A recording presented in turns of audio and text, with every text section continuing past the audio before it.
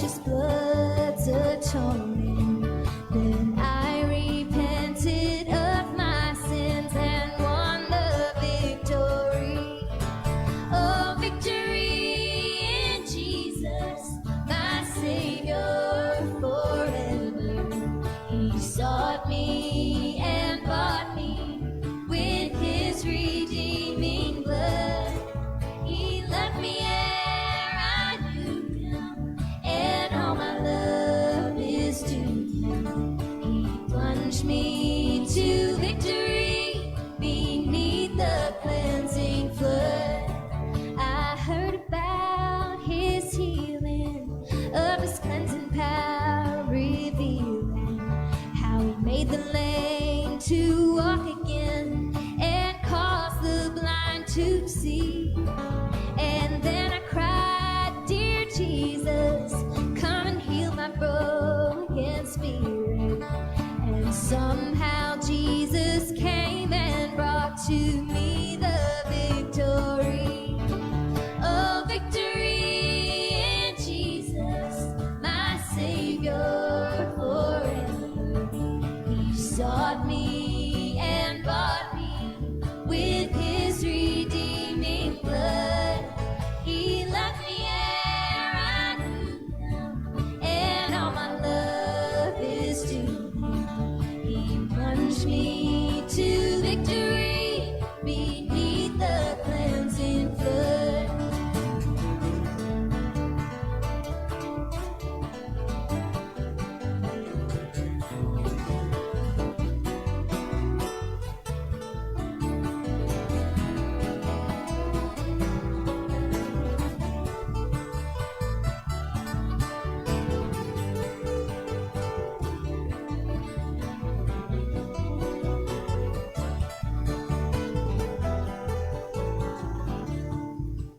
I heard about a mansion he has built for me in glory. And I heard about the streets of gold beyond the crystal sea. About the angels singing and the old redemption story. And some sweet day I'll sing up there a song of victory. Oh, victory in Jesus, my Savior forever. He sought me and bought me with his redeeming blood. He loved me ere I knew him, and all my love is to him. He plunged me to victory beneath the cleansing flood.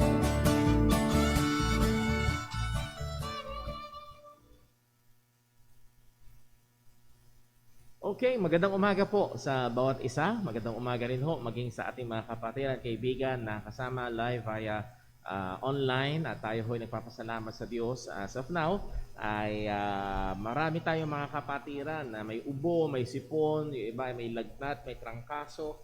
So patuloy nating ipanalangin ng isa't isa, patuloy natin hong ingatan din ang ating mga sarili at isa't isa.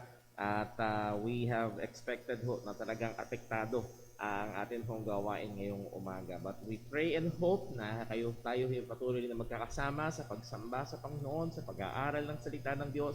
Salamat po sa bawat isang naririto, and nawa ang iba pa natin mga kapatiran na patungo pa lamang ay patuloy na ingatan at gabayan ng Panginoon. At patuloy ho nating ipag-pray ang ating mga gawain at isang taunang announcement dahil sa kasalukuyang kalagayan. Ang ating gathered prayer meeting ay postponed muna. Supposed to be nagsimula nung last Friday, pero hindi ho muna yan tuloy.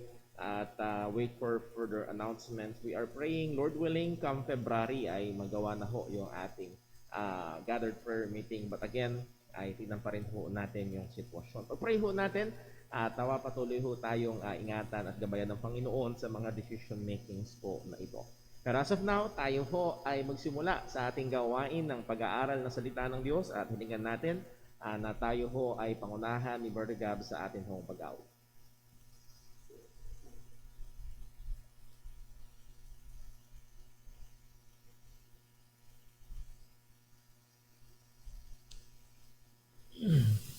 Mic test. Magandang umaga po sa ating lahat. Tayo po yung mawit. Awitin po natin ng The Books of the Bible.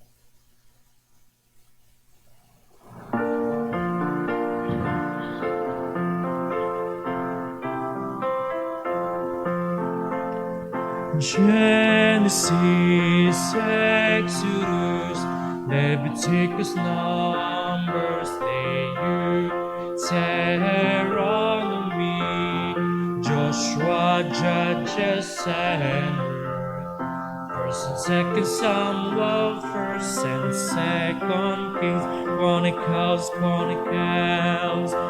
Ezra, Nehemiah, Esther, Job, and Psalms, Proverbs, Ecclesiastes, Solomon, Isaiah, Jeremiah, Lamentations, Ezekiel, Daniel, Hosea, Joel, Amos, Obadiah, Jonah, Micah, Nahum, Habakkuk, Zephaniah, Haggai, Zechariah, and Malachi. These are the books of the Old Testament. Matthew, Mark, Luke, John, Acts, Romans, First and Second Corinthians, Galatians, Ephesians, Philippians, Colossians, First and Second Thessalonians, First Timothy, Second Timothy, Titus, Philemon, Hebrews, James, First Peter, Second Peter, 3 John, Jude, and Revelation.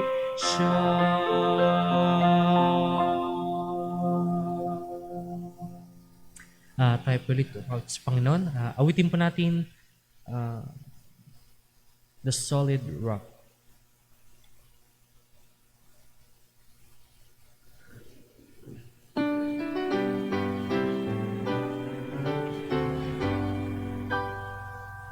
My hope is built on nothing less than Jesus' blood and righteousness.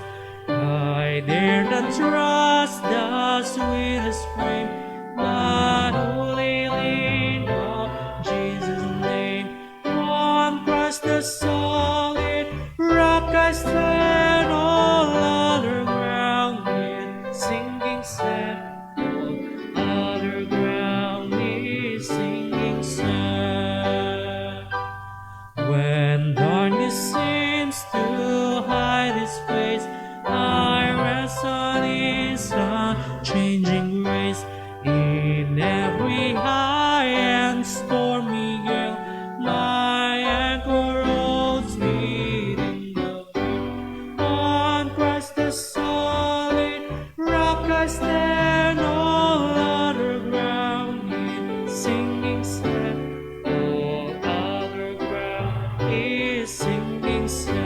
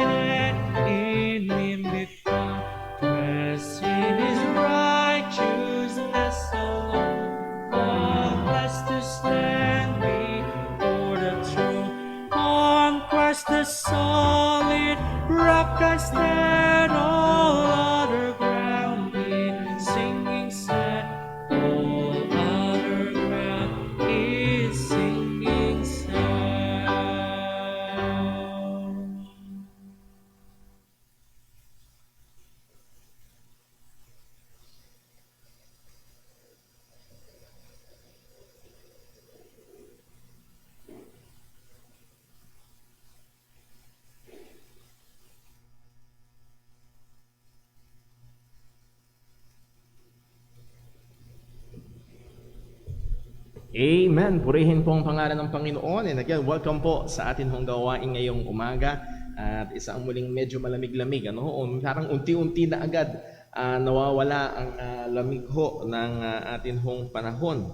Dahil lang, Brother Gab, hindi yata kumagat yung ating HDMI. Ayaw lumabas. To make sure na nasa sa HDMI.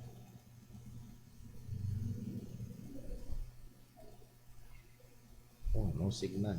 Pakibunot at pakikabit mo ulit yung may kulay pulang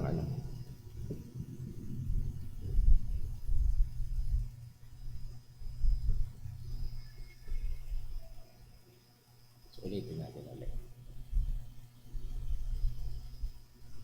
Ayun.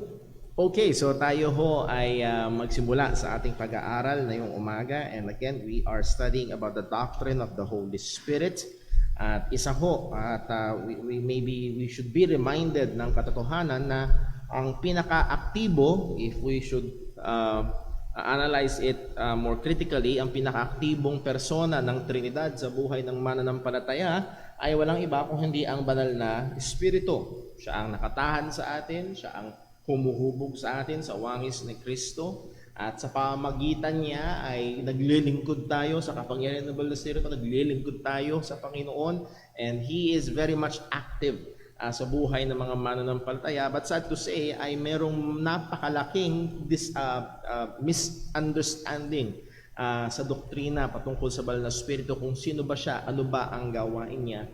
Kaya napakahalaga na tayo ho ay patuloy na mag-aral ho patungkol ho sa ikatlong persona ng Trinidad.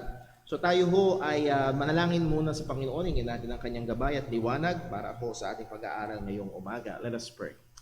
Panginoon naming Diyos, aming Ama sa langit, aming pinupuri at pinasasalamatan ka, O Diyos, sa iyong kahabagan, sa iyong biyaya, sa kaligtasan sa iyong ginawa sa pamamagitan ng aming Panginoong Hesus.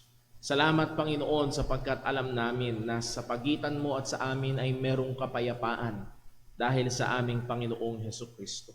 Salamat po, O Diyos, dahil alam namin na kami ay merong buhay na walang hanggan. At oo, kagaya na pag-aralan namin ng mga nakaraan, nakatahan sa amin ng Banal na Espiritu. Kami tinatakan ng Banal na Espiritu na siyang patotoo ng aming mana. At napakadami at napakadakila pang mga bagay ang naghihintay sa kapunuan ng aming hong kaligtasan. Salamat po sa mga biyayang ito at nawadalangin ko po, patuloy mo kaming bigyan ng pagnanasa na malaman pa ang iyong salita, ang iyong katotohanan.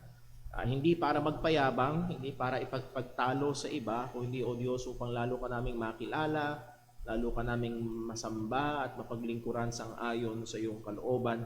Lalo kaming mahubog sa wangis ng aming Panginoong Hesus. Tulungan mo kami, bigyan mo kami ng liwanag, karunungan, at pagkaunawa sa mga pag-aaral na ito, at sa lahat ng ito, ikaw punawa ang maluwalhati. Lord, we pray para po sa aming mga kapatiran na nandoon ang mga karamdaman, may mga ubot-sipon, may mga trangkaso ang marami. Ama, mahabag ka po, abutin mo po ng iyong mapagpagaling na kamay, at hindi lamang yun, maging ang kasalukuyang pandemya na muli ulit kumakalat. Ama, ikaw po nawa ang patuloy na mag-ingat po sa amin.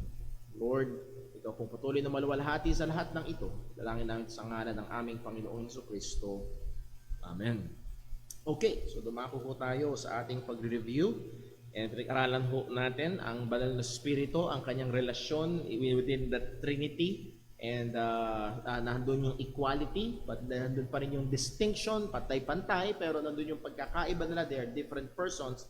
And procession, that is, isinugo ng Ama at pinadala ng Anak ang banal na Espiritu.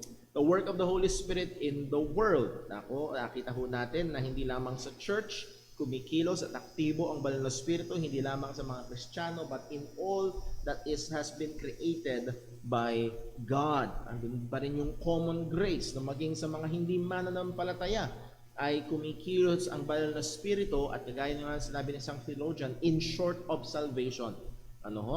And then next, the work of the Holy Spirit in the Word, and una sa lahat is the incarnate Word, that is our Lord Jesus Christ, ang nagkatawang salita ng Diyos.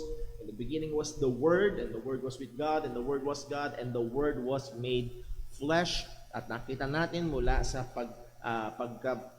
pagbubuntis ni Maria hanggang sa kapanganakan, sa buhay, ministeryo, kamatayan, at muling pagkabuhay at pag-akyat ng ating Panginoong Hesukristo, nandoon ang aktibidad at involvement ng banal na Espiritu. And then lastly, pinag-aralan din naman natin ang Spirit and the written word. Ano ho? Ang nasusulat na salita ng Diyos. Ano, the production of Scripture is attributed to the creative act of God. At that is, yun yung ibig sabihin ng inspiration. All Scripture is given by inspiration. At lagi nating tatandaan, hindi hiningahan kung hindi inihinga. At malaki ang pagkakaiba nun. Yung hiningahan, nahandun na, tapos hiningahan lang. Yung inihinga, galing mismo sa huminga nito o naghinga nito. Well, we believe the latter. Inihinga ng Panginoon. God breathed out the Scripture. It is the product of God Himself. So Scripture is God's own production and Scripture is breathed out by God. Inihinga ng Panginoon. And then, the Spirit and the written word, pinag-aralan natin yung instrumentality ng biblical messengers is recognized.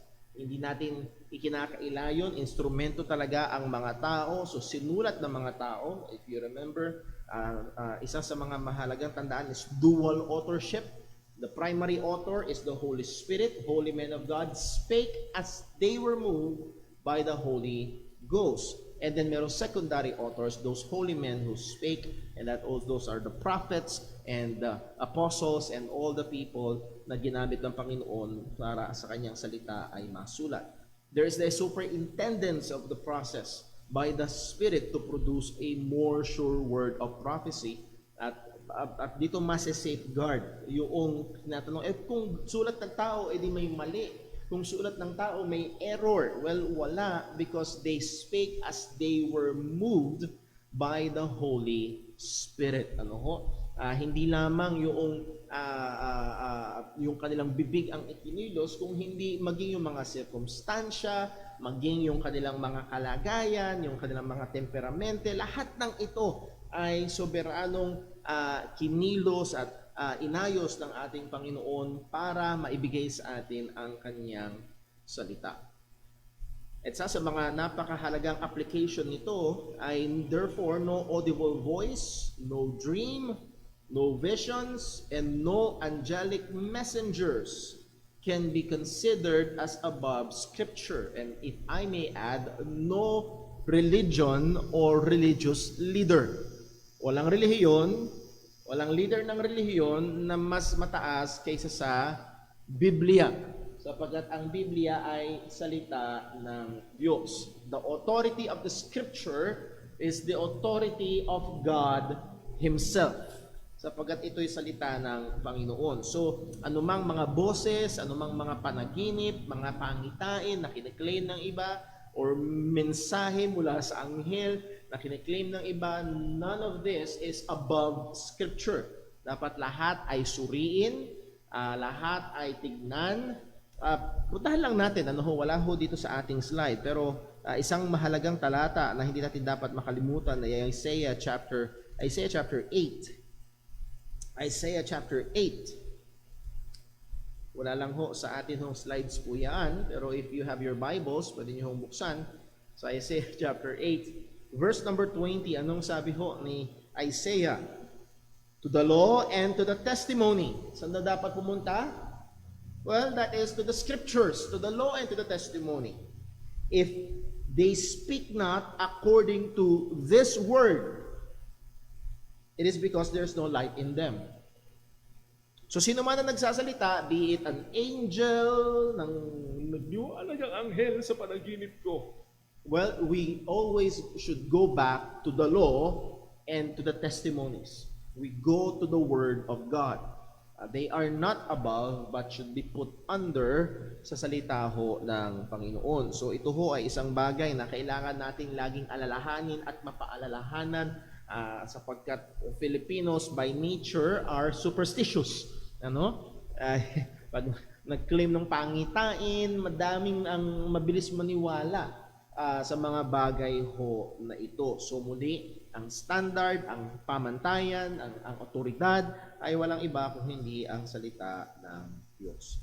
Kaya aralan natin ang baptism of the Holy Spirit o ang pagbabautismo ng Banal na Espiritu at tingnan natin yan sa primary and secondary meaning. In scriptures, meron dalawang event na tinutukoy na baptism of the Holy Spirit. One is, it refers to what happened to Acts chapter 2 na kung saan ang mga Hudyo, and that is yung mga alagad ng ating Panginoong Kristo, around 120 of them in the upper room, ay dumating sa kanila ang banal na Espiritu. At si Pedro mismo ang nagsabi sa Acts chapter 11 na naulit ito. Sa kailan? Doon sa Acts chapter 10 sa sambahayan ni Cornelius. So there is two main events sa New Testament na ina-identify as baptism of the Holy Spirit. Na kung saan ang banal na Espiritu ay nabuhos at dumating at tumahan at natupad yung pangako ng Panginoon sa Prophet Joel na kanyang ipupour out ang kanyang Espiritu.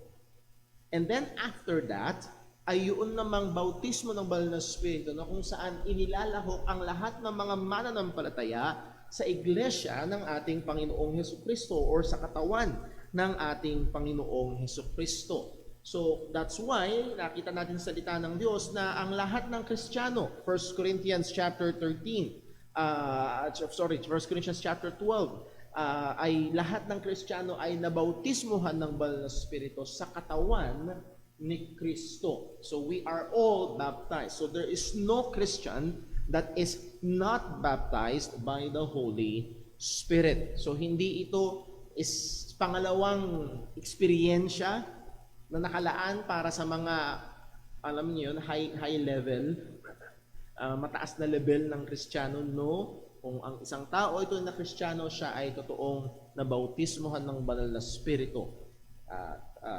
And then pinag-aralan natin naman yung seal of the Spirit, yung selyo ng banal na Espiritu or tatak ng banal na Espiritu. Anong ibig sabihin nito? To stamp for security or preservation, by implication, to keep secret, to attest, or to prove.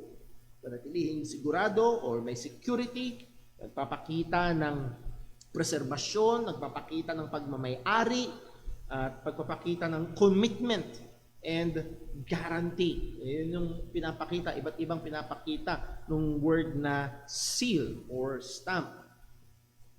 Sabi sa Ephesians 1:13, after in whom ye also trusted, that is, in Christ ye trusted, kailan daw? After that ye have heard the word of truth. Ano yung word of truth na yun?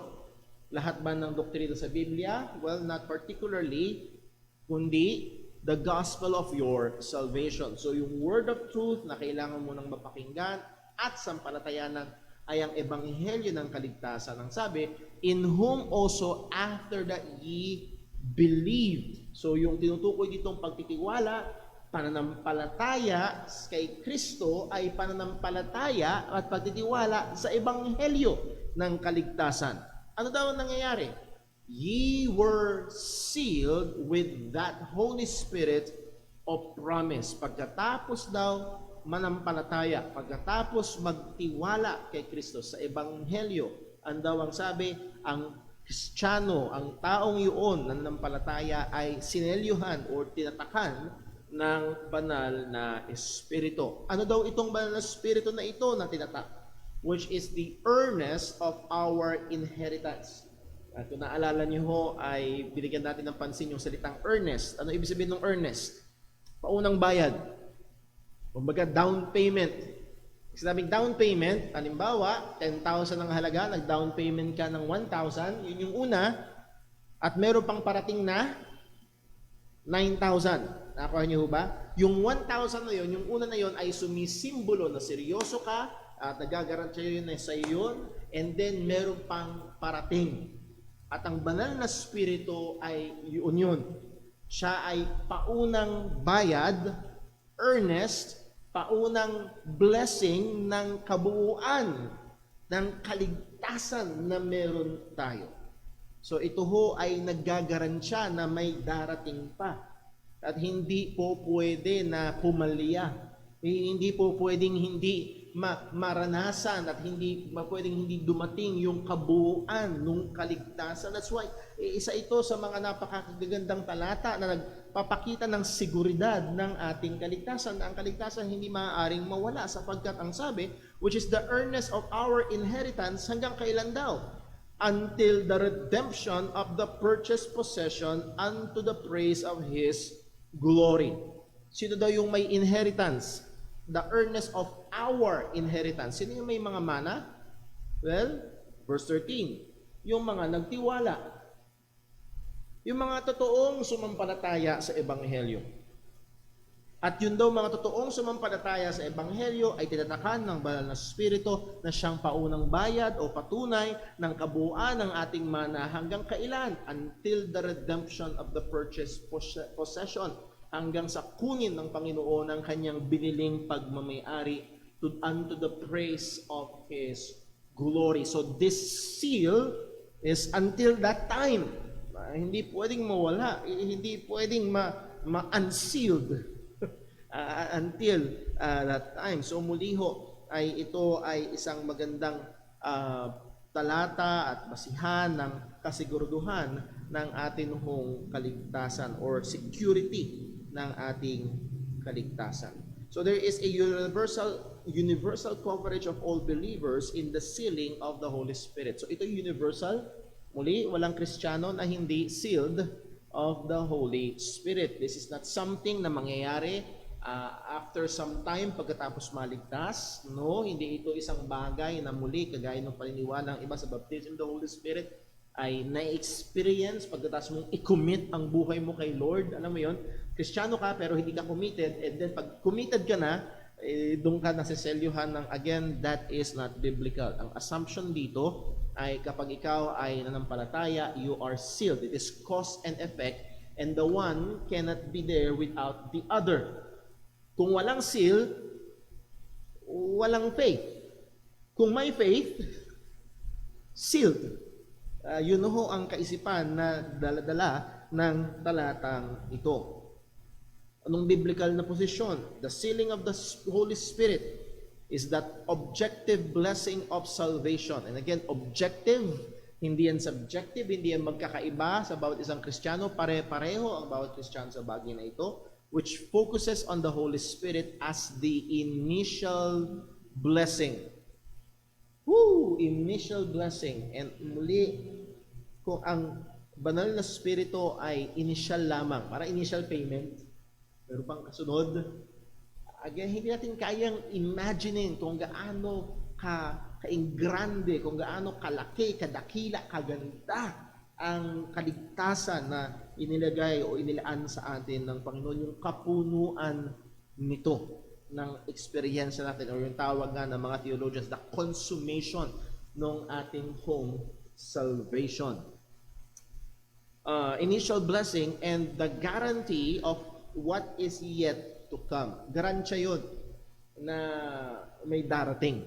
Parang again, medyo baligtad lang, pero parang nag-down payment ka, yung cellphone na yan, kukunin ko ito, down payment. Ano yun? Nagagarantiya na ipupunuin mo yung bayad. Ganon din, yung kaligtasan na ginawa sa atin ng Panginoon. Yes, we are fully saved. Tayo ay tinubos na, pero yung karanasan natin ng ating kaligtasan, ang paunang pagdanas natin ito ay yung banal na Espiritu na nakatatak sa atin. Ano ho? But wait, there is more. At garansya ang banal na Espiritu na yung kalakihan o kabuuan na yon ay darating. This gives the believer definite security and increasing in assurance. So may depinadong seguridad ang ating hong kaligtasan. Anong conclusion? Again, with regards to the seal of the Spirit, pinag-aralan natin last week, the seal is the Spirit Himself, and is therefore objective and not subjective. It marks us as God's own. Ang selyo ay ang banal na Espiritu mismo. So hindi lamang ito basta nagsasabi na initial ito ng salvation blessing, kundi nagsasabi rin ito na tayo ay pagmamay-ari ng Panginoon. Number next, the seal of the Spirit is the initial salvation blessing which was given at the time of believing. Ito yung pauna lamang, as we have been pointing out, pauna lamang, at nung time ng ating pagsampalataya, ito ay ibinigay na sa atin ng Panginoon. At dito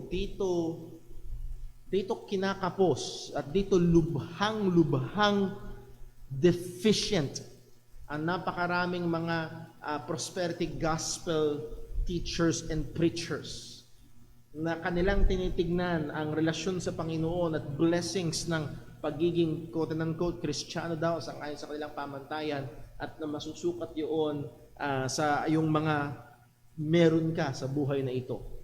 Sabi nga ho ng sikat na prosperity gospel preacher si Joel Austin, your best life now. No, hindi ito ang best life ng Kristiyano. We could never have our best life here dahil ito ay mundong puno at apektado ng kasalanan at tayo ay may hinihintay pa bagong langit at bagong lupa. So muli, ang mga prosperity gospels ay nakafocus lang masyado dito sa mga material na bagay at physical na bagay. And we do have those. Merong material at merong physical. Yes, pinag-aralan natin 2 Sundays ago, kung naaalala niyo ho, na itong may kasiraan, papalitan ng walang kasiraan. Yung may kamatayan, papalitan ng walang kamatayan. That's physical. Tayo ay, yung physical nating katawan ay babaguhin ng Panginoon. So may aspetong physical ang ating hong kaligtasan, pero yung kapunuan nito ay hindi pa ngayon. Well, nag-veer tayo ng konti. Number 3, the sealing of the Spirit guarantees the continuation and consummation of the whole of salvation. So, nagagarantiya ito na hindi po pwedeng hindi mangyari ang kabuuan. That's why hindi po pwedeng nawawala ang kaligtasan. Number 4, the sealing of the Spirit is designed to produce carefulness in Christian conduct toward other Christian. At kung naalala niyo ho, isa sa mga talata na ating binigyang pansin ay yun ang konteksto dahil and grieve not the Holy Spirit. Sabi ng Ephesians chapter 4, grieve not the Holy Spirit whereby ye are sealed. Tayo ay tinatakan sa pamamagitan ng banal na Espiritu at huwag natin siyang bigyang kalumbayan o ng kalungkutan. At ang konteksto noon ay yung pakikitungo natin sa ating mga kapwa mananampalataya. So ito dapat ay magbigay sa atin ng pag-iingat at pagbibigay ng matinding konsiderasyon ng ating pakikitungo sa ating mga kapwa mananampalataya. And again, gusto ko lang po ipaalala sa atin, not limited sa ating lokal na iglesia, kundi maging sa mga ibang mananampalataya, maging sa ibang mga iglesia. Not limited to the Baptist group, hindi maging sa iba na tunay na mananampalataya ng ating Panginoong Jesucristo. We are commanded to love them. Pero primarily yun ay makikita sa konteksto natin dito sa lokal na iglesia. Sabi nga ho ng salita ng Diyos, paano mong sasabihin mahal mo ang Diyos kung yung kapatid na nakikita hindi mo minamahal? Nakukuha niyo ho yun? At paano mong sasabihin, mahal ko ang mga kapatiran at maging ang buong katawan ni Kristo, Universal Church, pero yung kasama mong kapatid sa Panginoon sa lokal na iglesia ay hindi mo minamahal. So, muli, ang pangunahing pagpapakita nito ay sa konteksto ng lokal na iglesia, pero yung katotohanan, so muli, higit doon sa seguridad ng ating kaligtasan, higit doon sa kapunuan na hinihintay natin ng karanasan ng ating hong kaligtasan, ay kasama nito na nagsasabi yung selyo ng banal na Espiritu na papaalala sa atin na dapat tayo maging maingat sa pakikitungo natin sa ibang mga mananampalataya. Mula sa pinakabata, mula sa pinakamaliit, mula sa pinakamahirap hanggang sa pinakamatanda, pinakamalaki at pinakamayaman na mananampalataya sa loob ng iglesia, ang bawat isa ay selyado ng banal na Espiritu. And kailangan tayong maging maingat sa pakikitungo natin sa isa't isa. The seal of God's Spirit in the believer signifies our 4 primary things: security, authenticity, ownership and authority. By the way, galing ito kay John MacArthur, no? Honor to whom honor is due. And it's almost saying the same thing, pero gusto ko lang tingnan ho natin ito. Sinisignify nito ang apat na bagay at meron ako idadagdag dun sa bandang huli: security, authenticity, ownership, and authority. Security. The Holy Spirit secures each believer, marking him as his own inviolable seal, or with his own inviolable seal. So sinisecure ang bawat mananampalataya. Inviolable, hindi maaalis, hindi matatanggal. Yung di ba, don't accept his seal is broken. The Holy Spirit seal cannot ever be broken. Hindi uubra. So security, authenticity, yung pagiging authentic, pag wala yung seal, sasabihin peke yung product. Well, authenticity, when God gives us His Holy Spirit, it is as He stamps us with a seal that reads, "This person belongs to me and is an authentic citizen of my divine kingdom and member of my divine family." So ito ay nagpapakita ng authenticity. Halimbawa, ang pera. Meron tayong iba't ibang katangian ng pera. At pag tinignan natin ay makikita na itong perang ito ay totoo. Well, authentic. Totoong pera. At ganoon din sa Kristiyano, sa totoong anak ng Diyos, ito ay nagpapakita ng authenticity.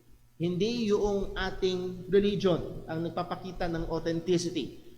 Being a Baptist does not save everyone. Ang pagiging Baptist ay hindi nagliligtas at hindi lahat ng Baptist ay ligtas. Nakuha niyo ho? Pero kung may banal na spirito, selyado ng banal na spirito, ligtas. At lahat ng ligtas may selyo ng banal na spirito. Authenticity. Ownership, nagpapakita ng pagmamay-ari. Again, when the Holy Spirit seals believers, again, this is from John MacArthur, He marks them as God's divine possessions. Pagmamay-ari kita. Akin ka. Isa sa mga mensahe ng katotohanan na tayo ay selyado ng banal na spirito ay nagsasabing tayo ay pagmamay-ari ng Diyos. Gawin natin mas personal, sinasabi ng Diyos, akin ka. Ang mga Kristiyano man ay isuka ng mundo, i-persecute ng mundo, tawanan ng sanlibutan, at maaaring may mga bagay tayong pinagdadaanan sa buhay, maaaring may kahirapan at mga hamon at mga pagsubok na pinagdadaanan sa buhay. Patandaan natin na ang marka o tatak ng banal na spirito nagsasabi ang Panginoon na akin ka, pagmamay-ari kita. He marks them as God's divine possessions, who from the moment on entirely and eternally, from that moment on entirely and eternally belong to Him. The Spirit seal declares the transaction of salvation as divinely official and final. So again, it is from that moment, entirely, kabuuan, eternally, walang hanggan, pagmamay-ari ng Panginoon. Authority.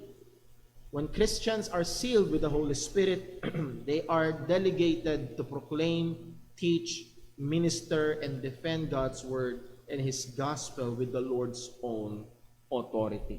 So meron tayong otorisasyon mula sa Panginoon na hindi para gawin yung gusto natin, kundi para mamuhay at sundin ang kanyang kalooban, iproklama, ituro, ipaglingkod ang salita ng Panginoon at maging ang kanyang ebanghelyo sa kanyang otoridad. At gusto ko lang dagdagan ho ito at may kinalaman sa mga kanina pa nating sinasabi. And let me use that one word, deposit. Ito yung unang deposito, bahagi, earnest and initial of the blessing and consummation of our salvation. So, hindi ito yung mga significance ng katotohanan na ang banal na spirito o tayo, ang mga mananampalataya ay tinatakan ng banal na spirito. Now, sa mga sandali na nakikira ho sa atin, pag-aralan ho natin itong indwelling of the Spirit. Indwelling of the Spirit. Di tayo masyadong magtatagal ho sa lesson na ito. Kung hahabaan ko ho, mauubos yung oras. So, mas gusto kong tingnan natin ito ng medyo mas may detalye. Indwelling of the Spirit. Issue. How real and intimate is the Holy Spirit's operation in the believer's life.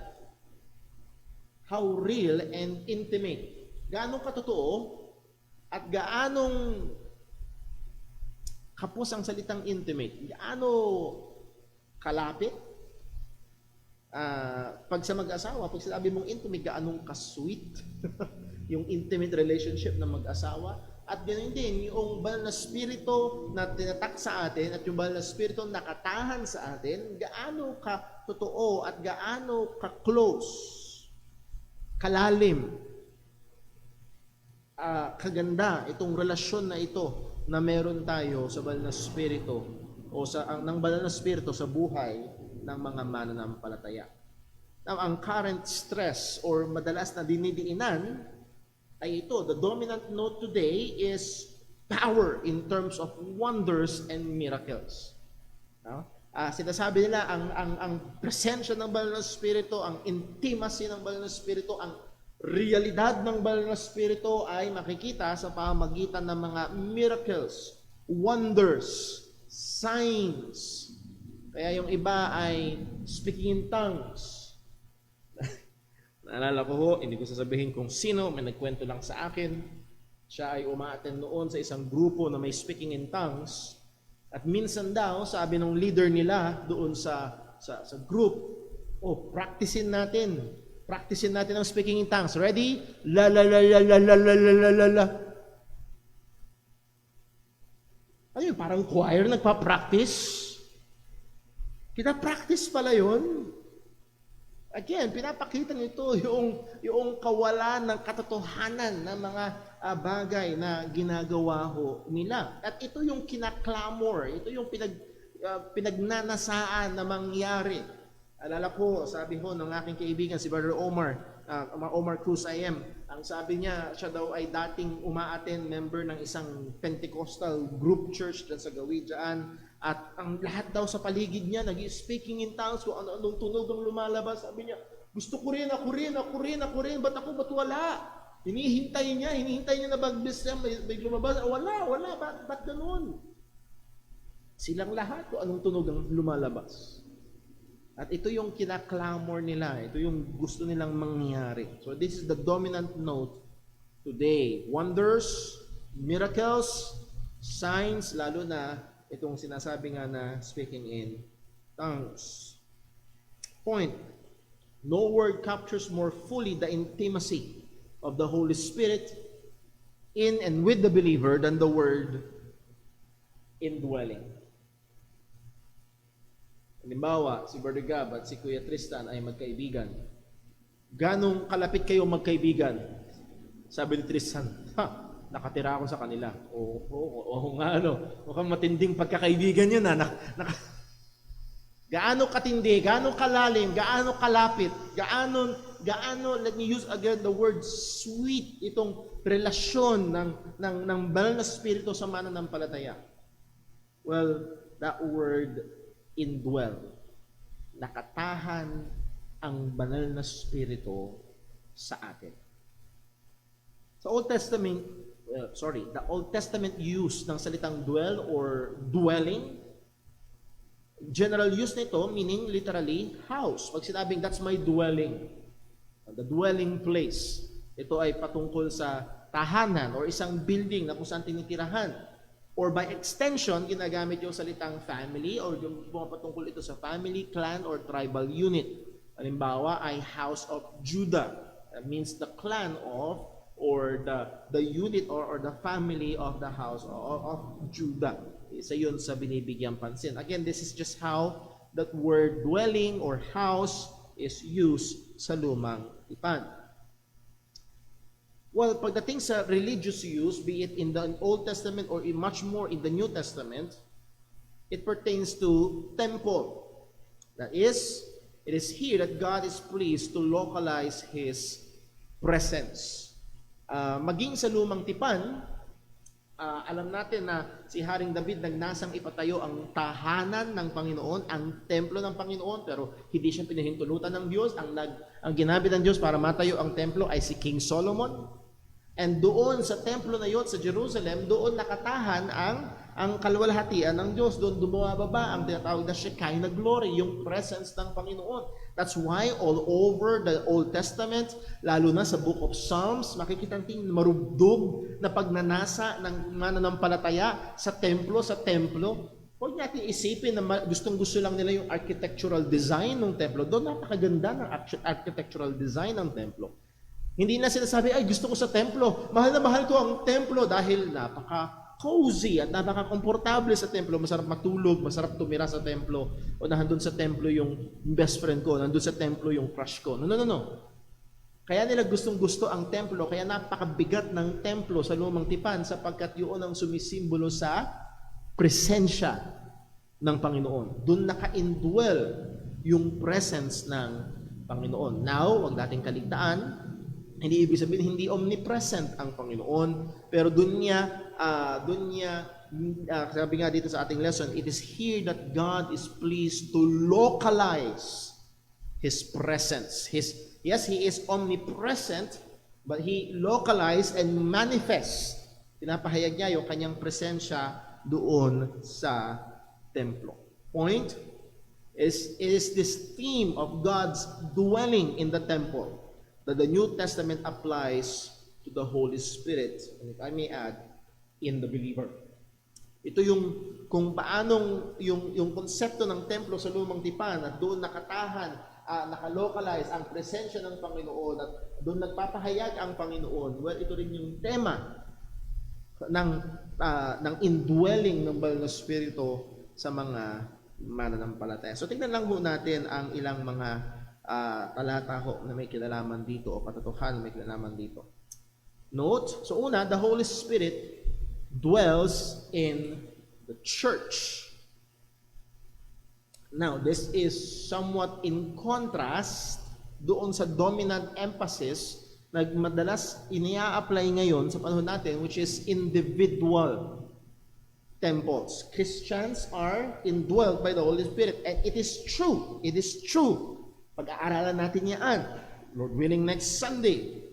Pero madalas nawawala at hindi nabibigyang pansin as Christians collectively, that is the church, is also the temple of the Holy Spirit. So yung dominant emphasis nga sa panahon natin ngayon ay nasa individual, and hindi yun mali, yun ay tama. Merong individual indwelling ang Banal na Espiritu sa bawat mananampalataya. Pero sad to say, madalas ito lang yung nabibigyang diin. Tingnan ho natin. Point, the New Testament gives prior significance to the church as the inhabitation of the Holy Spirit. Merong significance. Meron itong katotohanan, meron itong bigat na ang katotohanan ng Banal na Espiritu ay nakatahan sa kanyang iglesia o nakatahan sa iglesia, and it is primarily manifest in the local church, kung saan nagtitipon-tipon ang mga mananampalataya. So the Spirit's indwelling marks out the church's temple identity. Yung pagtahan ng Banal na Espiritu, minamarkahan ang pagiging identity ng church bilang temple ng Banal na Espiritu. Now, gusto ko liwanagin. Ang templo ng Banal na Espiritu ay hindi ang building na ito. Kaya ho, pag naalala ko nung nasa Amerika ho ko, ang dalas ko naririnig sa isang pastor, welcome to the house of God. Welcome niya yung mga tao. Umaandar yung theology sa isip ko, well, hindi itong building. It may be the house of worship, that is the building where we worship, but the house of God and the indwelling of the place of God, the temple of God, is the church. Again, not religion, not building, but the people of God collectively, particularly in a locality. Excuse me po.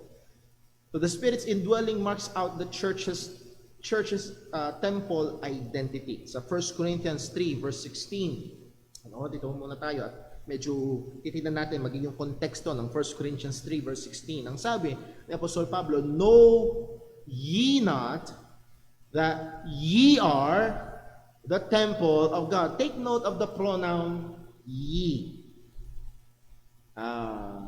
Yung ye ay plural. Kayo. So, hindi ito particularly tumutukoy sa Kristiyano bilang individual. Makikita natin yun sa susunod.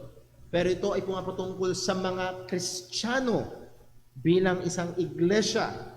Ang sabi ng salita ng Diyos, know ye na that ye are the temple of God, and the Spirit of God dwelleth in you. Nakatahan sa inyo ang Espiritu ng Panginoon. So we are the temple of God by the indwelling of the Holy Spirit of God. So templo tayo ng Panginoon. So wag ho tayong maguluhan kapag sino nakatahan sa atin? Nakatahan sa atin ng Diyos o ang banal na Espiritu? Nakatahan ba sa atin ng Ama o ang Anak o ang banal na Espiritu? The answer is yes. We are the temple of God. Nakatahan sa atin ang Panginoon primarily through the indwelling of the Holy Spirit. Nakatahan sa atin ng Ama, nakatahan sa atin ng Anak through the indwelling of the Holy Spirit. At ang sabi dyan, actually may warning, if any man defile the temple of God. Now, sino yung temple na yon sa verse 17?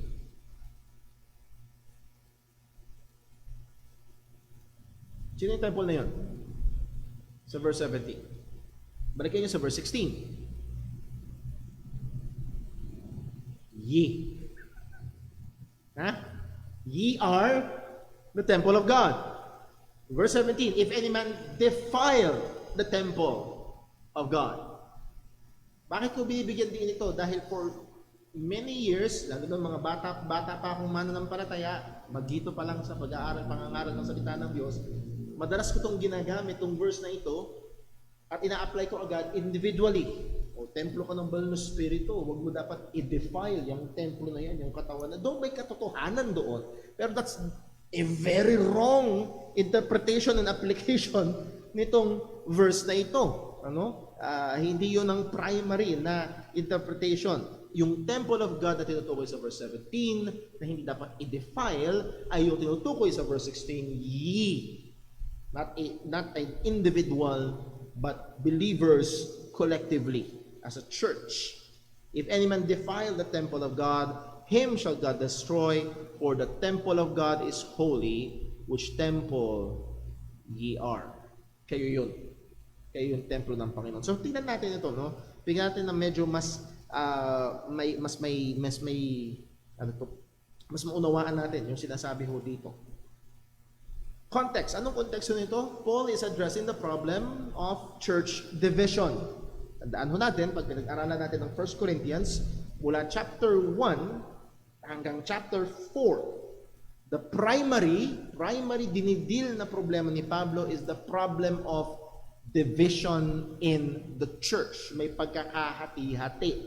At may pagkakahati-hati sila through preacher idols.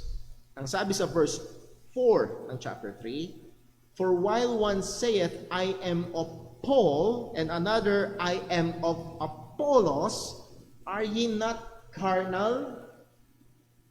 Hindi ba kayo nagbe-behave as carnal? Hindi ba yan parang makatao at parang hindi mananampalataya? At ako'y kay Pablo, ako'y kay Apollo. Yun ang nagiging division inside the church at Corinth. Ang binibigyan nilang primary consideration is the talent, yung kakayahan ng mga preachers. Mas tinitignan nila mas binibigyan nila ng pansin yung style ng delivery kaysa dun sa mensahe na dinideliver. At kung fitting sa kanila yung style, dun ako. Walang iniwan ho yan sa marami nagpapakilalang Kristiyano ngayon. Ang mas binibigyang pansin ay yung style ng music.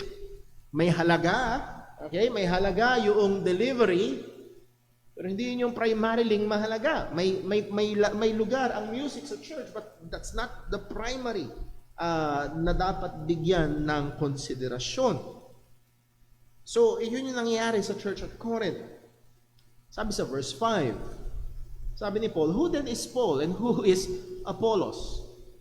Teka muna. Sabi mo kay Pablo ka. Sabi mo kay Apollo ka. Sino ba si Pablo? Sino ba si Apollo? Bakit nagkukumarat kayong i-identify at iwagayway nyo bilang flag ninyo itong mga taong ito? Who then is Paul? Who is Apollos? But ministers by whom ye believe. At again, madalas na nawawala sa atin yung bigat nitong sinabi nito ni Pablo. The word minister, ano ibig sabihin ng ministers? Nakakalam? The very word minister means servant. One who serves. Sino ba si Pablo? Sino ba si Apollos? Di ba mga lingkod? Ang binibigyan din ni Pablo dito ay hindi sila mataas, sila ay mababang lingkod. At kami ay lingkod, mga ministro at lingkod na ginamit ng Panginoon para kayo manampalataya. Hello? Hindi kami ang sinasampalatayanan nyo. Ginamit kami ni Lord, kami ay servant ni Lord para kayo manampalataya. Even as the Lord gave to every man. Sino nagbigay? Sino nagbigay sa inyo ng pananampalataya? Sino ang nagligtas sa inyo? Sino nagbigay sa inyo ng buhay na walang hanggan? Nakikita niyo na kung paano nire-repair ni Pablo? Teka muna, sino ba nagligtas sa inyo? Bakit ina-identify niyo ang sarili niyo kay Pablo, ina-identify niyo ang sarili niyo kay Apollo? Hindi ba dapat i-identify niyo ang sarili niyo sa Panginoon, kay Kristo? Verse 6, I have planted, Apollos watered, but God gave the increase. At tuwing binabasa ko tuloy ang verse na ito, hindi mawala sa isip ko yung isang pastor na politiko somewhere else sa Kamanghilaan na ang sabi daw niya kaya lumago ang church dahil sa kanya. If not blasphemy, that's very close to blasphemy. I have planted, Apollos watered, at muli dinidiin niya, it is God who gave the increase. Kaya kayo nandito, kaya kayo ligtas. We are but ministers, we are but servants. At ang Diyos ang nagbibigay. Pag ako lang ang nagtanim, siya ang nagdilig. Ano kami? Taga-tanim, taga-dilig. We are but ministers. Verse 7, so that neither is he that planted anything, neither is he that watered it. So hindi siya na nagtanim at hindi siya nagdilig. Ang big shot dito, ang dapat mataas dito, hindi yung nagtanim. Hindi rin yung nagdilig. But God that giveth the increase. Sino dapat ang mataas? Ang Diyos na nagbibigay ng paglago, ng pagdami. So nakikita niyo kung ano muli ang problema? Division. Ano ang cause ng division? O paano na-divide? Kung babalikan natin sa verse 4, I am of Paul, I am of Apollos. Anong sabi ni Paul? Ministers lang kami. We are but servants. Apollos and me are but servants. Kaya kayo ligtas dahil sa Panginoon. Nakukuha niyo kung paano inaayos ni Pablo itong problema na ito. Point, church leaders are but ministers, servants. The growth of the church, the salvation of people must be and should be attributed to God.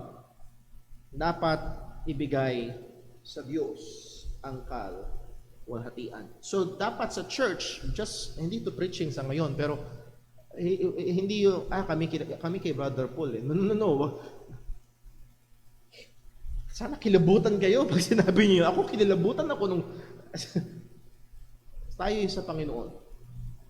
Tayo ay kay Kristo. Siya ang tumubos sa atin. Hindi tayo sa Jesus Christ Baptist Church. Hindi kayo kay Brother Paul. No. Tayo ay sa Panginoon. Sino si Brother Paul? Servant. Now, pagdating sa verse 9, At meron akong mga hinighlight dito with bold red letters. Sabi, for we, sino yung we? Sino yung we? Sa verse 9. Alam niyo, madalas ito ay ini-interpret lahat ng Kristiyano. Well, mawawala yung trail of thought. Sabi ni Pablo, ako at si Apollos, babalikan natin sa verse number 7, verse number 6, I have planted, Apollos watered, but God gave the increase. Take note of that. Pagdating sa verse 9, for we are laborers together with God. Sino yung we? Ministers. Primarily sa context ng 1 Corinthians, si Pablo at si Apollo. Ye. Sino yung ye? Corinthian Christians. The church. We are laborers together with God. Kami ay nagtatrabaho kasama ng Panginoon, pero hindi kami pantay. We are ministers. Kami ay alipin. We are laborers together with God. Ultimately, nakadepende ang result sa Panginoon. We are laborers together with God. Ye are God's husbandry. Ye are God's building. So muli, kung babalik tayo sa verse 16, pupuntahan pala natin yan, sorry. Ye are God's building. Verse 10, according to the grace of God which is given unto me as a wise master builder, I have laid the foundation, and another buildeth thereon. At ito yung mahalaga, but let every man take heed how he buildeth thereupon. Ano kami? Laborers. Ang ginawa ko at pangunahin kong trabaho, ilagay yung pundasyon, sabi ni Pablo. At doon sa nilagay kong pundasyon, merong magbe-build up. Walang ibang pundasyon kung hindi si Kristo. Anong binibuild up? God's building. Yung God's husbandry, yung God's building. Ibinibuild up ang gusali ng Panginoon, ang church ng Panginoon. Yun ang binibuild up ng laborers. Hindi ibig sabihin yung laborers ay hindi bahagi ng church. Hindi ganon. Pero ginagamit dito ni Apostol Pablo yung larawan ng construction. Kayo yung itinatayo, kami ay tagapagtayo. Ang pundasyon, ako ang gawain ko, sabi ni Pablo, tagapaglagay ako ng pundasyon. Ngayon, sino man ang magtatayo dito sa pundasyon na ito, sa pundasyon ni Kristo, sa pundasyon ng Ebanghelyo, kailangan niya mag-ingat kung paano siya magtatayo. Kailangan niya bantayan kung paano niya tatrabahuhin ang ministry. So a warning to those who are in the ministry. It calls us to give serious thought sa paglilingkod na ginagawa. Paano nga ba ginagawa itong pagtatayo ng again, hindi church ni Brother Paul, kundi ng church ng Panginoon. Marami tayong pwedeng sabihin in application. Hindi tayo malaya na umimbento ng paraan natin, at lalong wag nating gagamitin ang paraan ng mundo para itayo ang iglesia ng Panginoon. Ang susunod dyan, alam niyo kung ano? Merong mga magtatayo, gamit ay wood, hay, stubble, masusunog lang. Meron mga precious stones. So marami nagtatrabaho in the name of the gospel, pero hahatulan ng Panginoon kung paano sila gumagawa sa ministeryo ng iglesia. Now, lahat ng ito is to point out dun sa pinanggalingan natin sa verse number 16. Know ye not that ye are the temple of God? So muli, yung ye, God's husbandry. Ye are God's building. Ini sa verse 16, hindi nyo ba alam na kayo templo ng Panginoon? So muli, yung ye dito is the people of God collectively. Yung ye dito, the Spirit's indwelling marks out the church's temple identity. Nakatahan ang nahandon ng presensya ng banal na Espiritu sa collective na mga mananampalataya. So muli, hindi yung building, kundi sa mga mananampalataya. Marami tayong kapatid sa Panginoon ngayon sa gawin ng Visayas at ilang sa Mindanao, wala silang church building dahil tinangay ng bagyo. Pero kung sila ay natitipon, yung iglesia na yon, sila ay templo ng banal na Espiritu. Collectively. Now, tuloy natin. the Spirit of God dwelleth in you. Verse 17, if any man defile the temple of God, him shall God destroy. For the temple of God is holy, which temple ye are. Kung sino mang tao ang i-defile, dudumihan, sisirain, and primarily, ang binibigyan ho ng pansin dito, again, is church division. Nakuha niyo ho? Hindi lang yun ang problema. Maraming paraan para maaaring i-defile ang templo ng Panginoon. Pero primarily, ang binibigyang tugo o binibigyang pansin dito ni Pablo ay ang problema ng church division.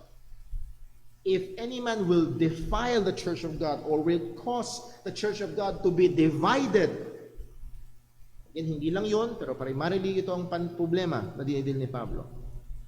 Him shall God destroy. Wawasakin siya ng Panginoon. Bakit? For the temple of God is holy. Ang templo ng Panginoon ay namumukod-tangi. Ito ay banal. Ito ay sa Kanya.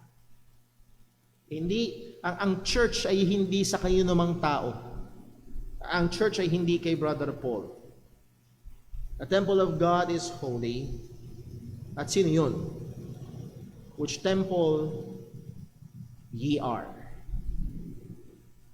Ang mga mananampalataya. Ang church man ay naka-aircon o hindi. May bubong man o sa ilalim ng puno. Kung ang mga mananampalataya ng Panginoon, ang iglesia ng Panginoon na tinitipon ng Panginoon, primarily manifested in the local church, we are the temple of God. Hindi man kasindami ng iba. Yung iba, yun ang tinitingnan, mas marami kami kaysa sa inyo. Again, hindi yun ang primary consideration. Hindi yun, hindi nakalagay dito, kailangan mo ng 100 plus kayo para kayo maging temple. No. Maging ang 5, 10, 100, 1,000 na mga mananampalataya. Primarily, again, in the context of the local church, we are the temple of God. At kailangan nating pakabantayan at pakaingatan ang templo ng Panginoon, ang church ng Panginoon. We must be committed to preserving and protecting the unity of the church. Again, not in the expense of truth. Hindi ko compromise ang katotohanan. Pero again, let us be very, very careful na mag-cause ng pagkakahati-hati at pagkakabahabahagi sa loob ng iglesia ng ating Panginoong Jesucristo. We must be very, very careful. Number 2, at tingin ko dito tayo matatapos, the Spirit's indwelling requires a church with proper order. Nahandoon dapat yung proper order in the church. Now, hindi ito yung proper order ng worship service. Hindi yun ang tinutukoy natin. So, what is it? So, Ephesians 2 verse 19, now therefore, ye are no more strangers and foreigners, but fellow citizens with the saints and of the household of God. Again, sino tinutukoy dito? Hudyo at Hentil, we are now of the household of God, which is the temple of God. Ang sabi sa verse 20, are built upon the foundation of the apostles and prophets, Jesus Christ himself being the chief cornerstone. Verse 22, in whom all the building fitly framed together groweth unto an holy temple in the Lord, in whom also ye also are built together for an habitation of God through the Spirit. So muli, binibigyan din dito yung pagiging builded together, fitly framed together. Ang mga mananampalataya na magkakasama, ang mga mananampalataya na nagpa-function at gumagawa, nahandoon ang pagmi-minister, nandoon ang involvement ng bawat Kristiyano. At ito again, primarily makikita ito sa konteksto ng lokal na iglesia. The church is built on the foundation of the apostles and prophets, constructed on the centrality of Christ. Kung naaalala niyo, binasa natin sa verse number 20, built upon the foundation of apostles and prophets. Hindi ibig sabihin dapat meron tayong apostol sa church.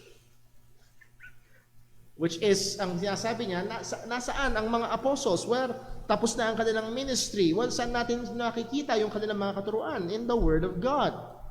Apostles and prophets are primarily pertaining to yung mga revelation ng Panginoon na binigay sa pamamagitan nila. So we are built upon the foundation of the apostles and prophets. We are built upon the Word of God. At ang sabi, Christ Himself being the chief cornerstone. Ang sentro ay si Kristo. So ito ang order. Nakasentro ang pundasyon at ang sentro ng iglesia ay ang Panginoong Hesukristo. Nakita niyo ho, sana na-appreciate niyo ho, hindi kumukontra kung hindi nagko-coincide doon sa atin hong pinag-aralan sa simula pa lang. Anong primary gawain ng Banal na Espiritu? It is to promote, to glorify our Lord Jesus Christ. At yun din ang dapat makita sa loob ng isang iglesia. So the church is built upon the foundation of apostles and prophets, constructed on the centrality of Christ. Church order that is man-centered in orientation will not have the presence of the Spirit of God.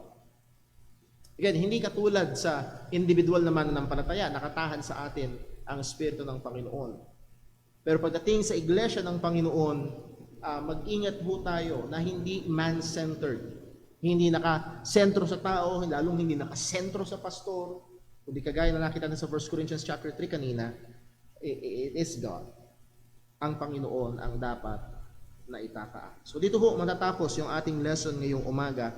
At sana na-appreciate natin at medyo pagbulay-bulayan pa natin yung katotohanan na ang iglesia ng Panginoon as a whole, primarily in the context of the local church. Again, read that chapter, Ephesians chapter 2, that believers should be fitly framed together, na lumalago ang mga mananampalataya sa konteksto ng lokal na iglesia. So, huwag nating maliitin.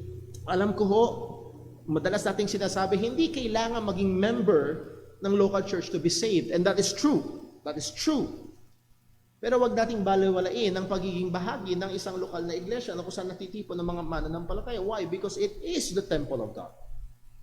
So yes, we believe the universal church of God, but there is also the local church of God na sinabi ng salita ng Panginoon na templo ng Banal na Espiritu, ang mga natitipon na mananampalataya. So nawa ay bigyan pansin natin ito, appreciate natin ito, lalo na kung tayo ay bahagi ng isang iglesia na kung saan itinataas si Kristo, nakatungtong sa pundasyon ng mga apostol at mga propeta, that is the Word of God, at ang sentro ay walang iba kung hindi ang ating Panginoong Kristo, at nananatili na ang mga lingkod at mga tagapangaral ay, well, the very word, lingkod, hindi sila Panginoon.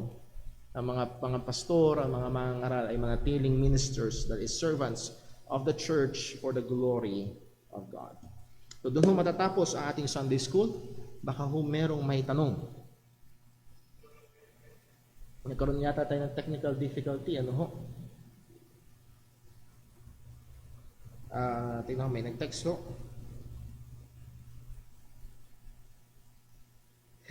Tingin ko ito'y tanong para sa iba. Ang totoo bang mananampalataya ay pwedeng mapunta sa impyerno kung mabakunahan ng microchip? Well, marami hong bagay na pwedeng sabihin dito. The short answer is no. Dahil kung totoong mananampalataya, siya ay selyado ng Banal na Espiritu at agagarantiya yun ng kapunuan ng karanas ng kabuuan ng kaligtasan. So, hindi siya pwedeng mapunta sa impyerno. Pangalawa, ang bakuna ay hindi ho 666. Wala. Ito ho ay...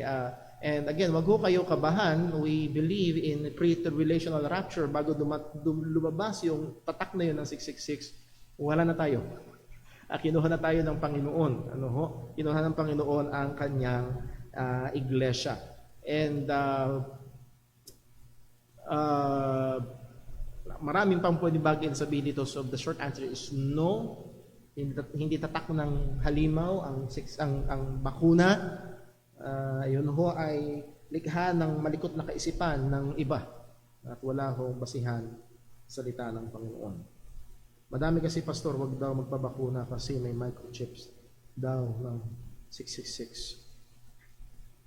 Saan na nakuha yun? Ang daling mag-claim. Okay? Bakit? COVID vaccine lang ba? Ba't yung ibang mga bakuna? Mas magdali yung ibang mga bakuna. Bakit? Bata ka pa lang, hindi kailangan ng consent mo. Again, wala ko yung basihan ng salita na pa. Meron ba may tanong sa ating live stream? Ay. Hello, Grace. Galing po kay Brother Jerome. Opo. Brother Paul, paano na yung mga churches na nahati sa dalawa? Naging evangelical at naging reformed. Guilty ba sila sa defile the temple or meron din nahati kasi di nagkasundo? Okay, thank you very much. A very good question, a very hard question, a very tricky question. At magiging maingat akong magsalita sapagkat hindi ko alam yung konteksto. Bakit ho? Sabi nga ho, hindi ko maalala kung sino nagsabi, pero truth divides. It will divide from falsehood to truth. Pag katotohanan ang pinag-uusapan, talaga maghihiwalay. Pag sinabi mo ito totoo, ibig sabihin yung ibang kontra rito ay hindi totoo. Maghihiwalay talaga. Now, alam mo natin na nararanasan at dumarating minsan na sad to say yung nade-divide ang isang church because of doctrines. Now, hindi ho sapat na lisensya. Basta totoo kami, mahati na kung mahati. Doon magkakaroon ng problema. Yung attitude, yung ginawang approach. Again, we must speak the truth, pero sabi ng Biblia, in love. Baka mamaya kakawagayway natin ng bandera ng truth, hindi natin nagagawa yung pagmamahal. And huwag natin kalimutan na yung maaaring hindi tayo magkita sa ilang points ng doktrina, pero kapatid pa rin natin sila sa Panginoon. So, maging very, very careful sa mga bagay po na yun. That's why nahandod din yung kahalagahan ng churches, ng statement of faith ng isang iglesia, kung anong pananampalataya, kapag merong nagre-raise ng ibang mga doktrina. And so, thank you for that question, Brother Jerome, but napakahirap kasi hindi ko alam kung ano nangyari. Maaaring pinaglaban ng katotohanan, pero pinaglaban ng katotohanan sa maling kaparaanan. So, be very, very careful. Hindi lisensya ang katotohanan para hindi tayo magmahal. Hindi lang basta katotohanan, kung hindi sinabihan din tayo ng Panginoon na magsumikap panatilihin ang pagkakaisa. Ngayon, kung sa biyaya ng Diyos at honestly they could say, Brother Paul, sinikap naming mapanatili ang pagkakaisa, pero talagang hindi naging katanggap-tanggap yung doktrina. As peaceful as we can, we try to study it at i-approach ito ng maayos, pero talagang hindi sila yung sabihin natin na yung kabilang parte ay talagang sila yung nag-cut at sila yung nagtaboy o wala tayong magagawa. Ang utos ng Panginoon not just to stand for the truth but also to strive for the unity. Now, kung kasi mahahati yun kung merong naghati. So muli, sana naunawaan nyo, hindi lang basta totoo yung sinasabi nila, mali yung doktrina nila, hindi lang basta yun. Kung hindi, again, maging yung attitude kung paano sinubukang i-handle yung situation. So hindi siya madaling sabihin, nagkasala ba sila o hindi. It's very hard to, at minsan nangyayari talaga yun sa church. And God forbid na mangyari yun dito sa JCBC. So, upuan natin, pag-usapan natin, at nawa, tulungan tayo ng Panginoon na ingatan tayo mula sa ating mga sariling mga pride and mga kahinaan. Okay, meron pa ho ba? Wala na, super done.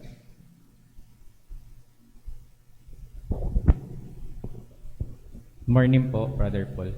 Iniisip ko lamang po, paano po natin i-encourage yung ibang mga mananampalataya na mag-aral pa ng salita ng Diyos.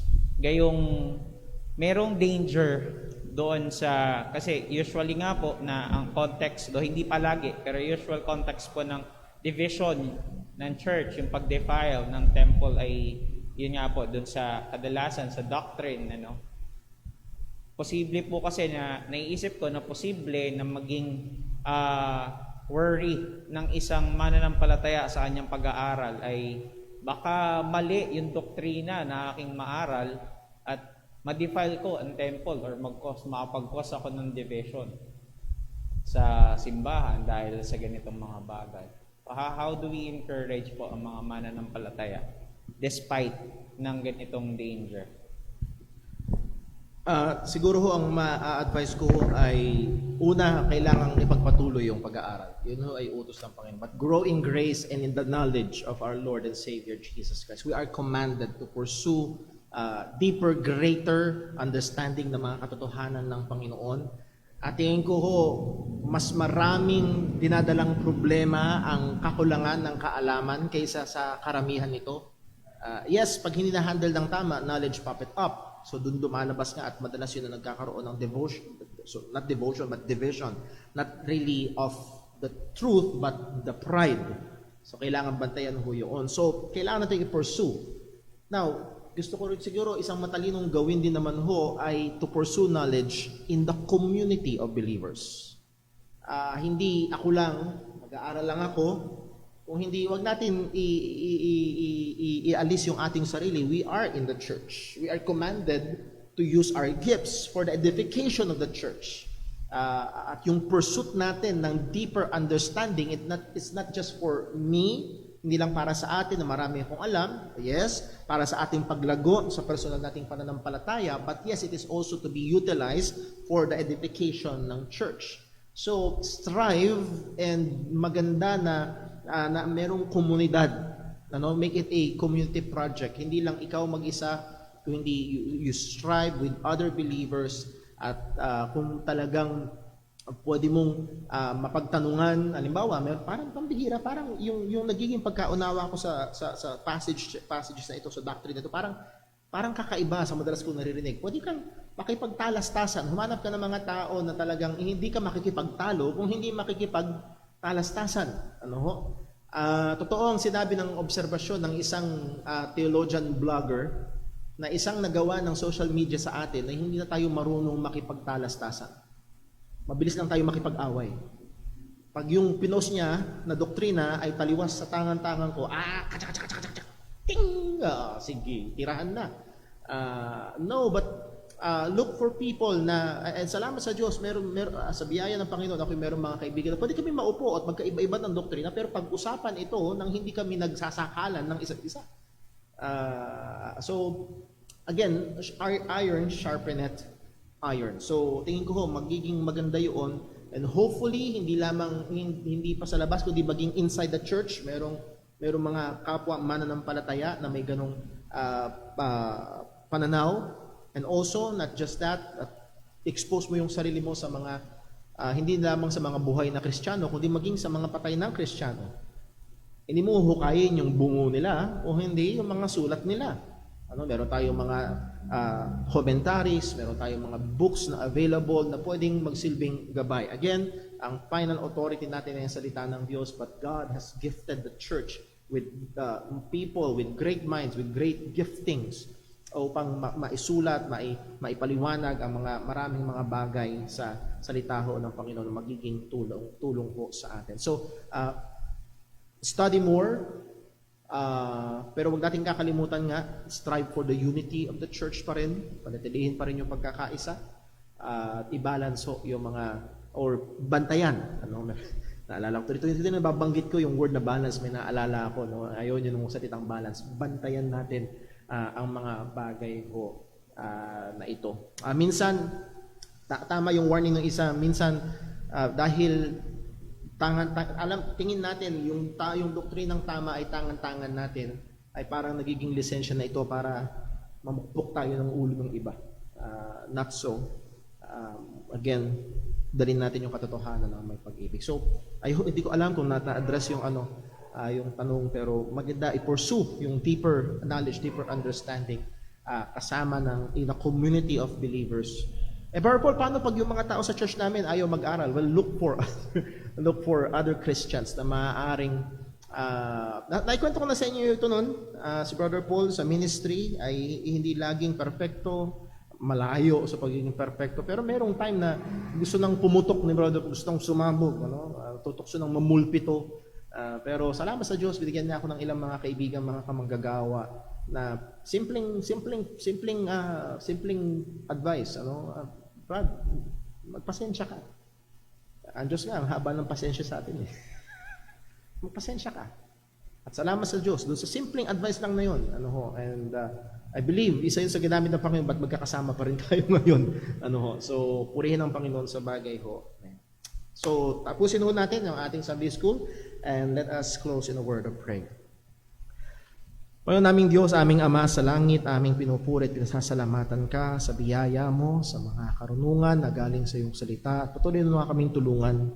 Panginoon, nagpapakita ito ng sadyang karupukan namin na maging sa katotohanan, pwede namin itong ma-mishandle. Tulungan mo kami, O Diyos, mula sa aming mga kahinaan, ilayo mo kami sa anumang mga sa pride, lalo na. Nawa, O Diyos, ay patuloy namin pagsumikapan na ingatan ang iyong iglesia na siyang tahanan ng banal na Espiritu, templo ng banal na Espiritu. Ingatan mo rin po, Panginoon, ang aming mga kapatiran na hindi namin kasama ngayon. Karamihan ay may karamdaman. Ikaw po nawa ang mag-ingat sa kanila at gumabay sa kanila. Lord, we ask for your mercy and grace, lalo na po para kay Brother Dave. Alam mo po ang kanyang kalagayan, ang bawat kirot, ang bawat hirap, na nahihirapan siyang makakain. Lord, lingapin mo po siya, tulungan mo po siya, kahabagan mo po siya. Lord, hindi dahil karapat-dapat siya, kundi dahil ikaw ay mahabaging Diyos. Ikaw po nawa, Panginoon, ang kumilos at magpituloy na magbigay ng wisdom sa kanilang mga desisyon. Maging sa aming mga kapatiran sa ibang mga lugar na ang kanilang bahay-sambahan ay tinangay ng bagyo.